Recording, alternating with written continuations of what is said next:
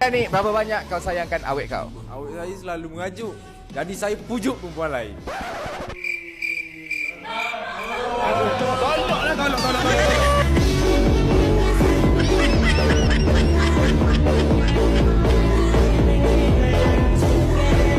Okey, sabarlah.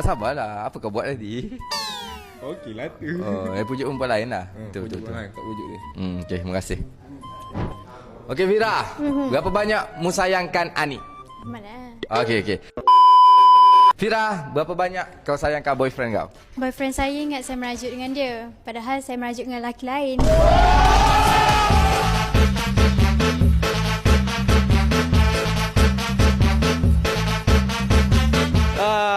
Rupanya tertipu lah selama ni. Aku tertipu dirimu.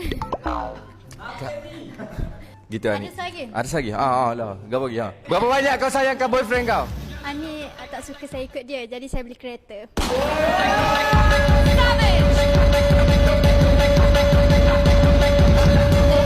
Jadi saya beli kereta. Mesbah. Bere.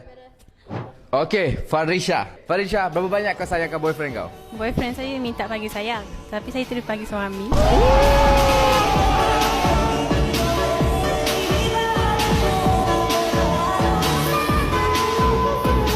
Okey, Farisha ni dia memang macam biasa kita tahu Farisha ni dia memang lorak, dia memang nak cepat selalunya. So, dia tidak sabar punya orang. Oh, terus bagi suami lah. Okeylah. So untunglah siapa-siapa tu cepat terus suami. Okey, terima kasih. Seterusnya. Mimi, berapa banyak kau sayangkan boyfriend kau?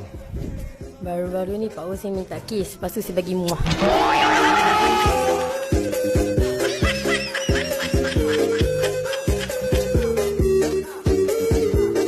Oh, ini pun jenis tak sabar ni punya orang ni.